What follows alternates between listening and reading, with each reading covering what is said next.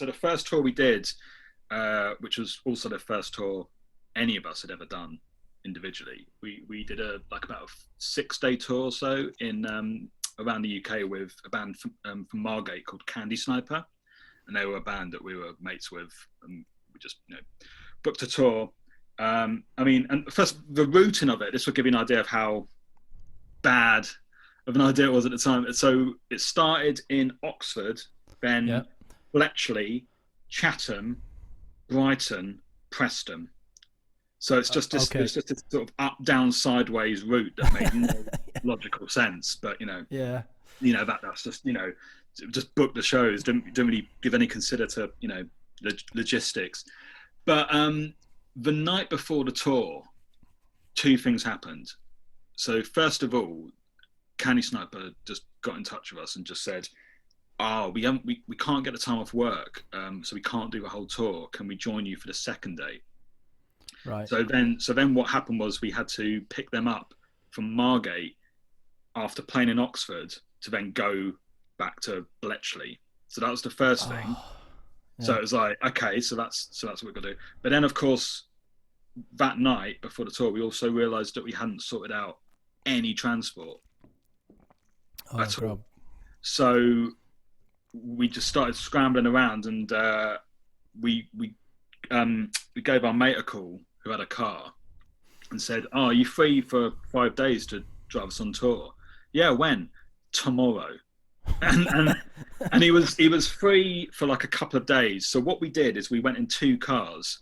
So we split it in 2 cars. Our mate was driving one, and Finian, our drummer, drove the other car. And so the first day it was just us, and we were driving to Oxford, and we got to the venue, and the promoter was this really nice guy, but he was quite a sort of young. I don't think he really promoted many shows before, and he said that the venue had been double booked, but it could well be that he just hadn't booked the venue at all. I don't know. Okay. So he was, bless him, he was sort of scrambling around trying to find another venue around Oxford for us to play, and in the end we just kind of cut our loss, said, look, dude, it doesn't matter, we'll so he paid us out of his own pocket, which was that's nice but very nice, but a bit of a little situation. So that was night 1, no gig, but a bit of money to cover 2 cars worth of petrol from Brighton to Oxford. And so what we decided to do, we decided to then drive to Margate that night to pick up the band, to then go to Bletchley. But when we got to Margate, we couldn't get hold of anybody, and we didn't know anyone lived, and we just, no one was answering our phones, and it got to like 1 a.m, and we had no choice but to just scrap that idea, and we drove to a field just outside of Margate in an area called Dargate and Yorklets, for anyone Dargate and Yorklets. To know the details. And we found this sort of farm field, and we just parked up in it and slept in that field. We slept in the cars, although Mike, the guitarist in Epideme, he slept in the field. I actually woke up and he was on the field in a sleeping bag, sort of cocooned. And it was a boiling hot summer's morning, so we're just baking, the cars were getting baked in the sunlight, so we're woken up nice and early with that. And then a farmer sort of kind of chased us out. Because he just saw youngsters just, sleeping in his farm. It's good memories though, isn't it? Yeah, good story to tell your kids and all that. Well, indeed, yeah. But then we had to pick up the band from Margate and then drive to Bletchley. And the gig in Bletchley was incredible. I mean, I know you had Emma from Fat Out talk about the Bletchley That's right, scene. And that was a real, that was so eye-opening to see this other kind of world, outside of ours. It was in this leisure centre. We played in the middle. Bletchley Leisure Centre, yeah.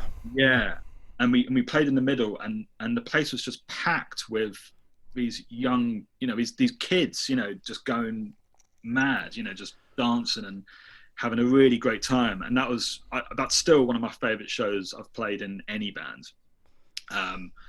And then we played in Chatham the next day, which was fine. It wasn't, it wasn't as good as the Bletchley show, but it's still a cool show. But then on the way back, we so we were borrowing this van for the last couple of dates, and we broke it on the way back. There's just these flames, these sort of fumes emanating from the top of the car. We broke this van. And at that point, after the Brighton gig, Candy Sniper said, we'll go home, actually. We won't come to Preston with you. So my dad drove Candy Sniper back to Margate, and we drove up to Preston to play one gig, in a beaten up Micra. It was just like everything that could have gone wrong did go wrong. But as soon as we got back after the 5 days, it was like, cool, when are we doing that again? I know, is that in it?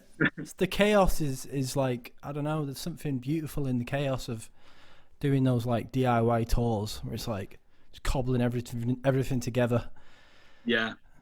It's like it was just escapism. You weren't really definitely, yeah. You weren't really put off by anything going wrong. That's kind of made it more fun. I mean, I remember we played a gig in Wigan. You guys. That's it. Yeah. We broke again. It was in a Micra. We broke down on the way up, and one of you guys had to come and pick us up. Probably my brother Ben. Yeah. Yeah, that's right. And then the car got scrapped. So we're stranded in 45 minutes outside of Wigan. That's pretty grim. But it's a story. It's a memory.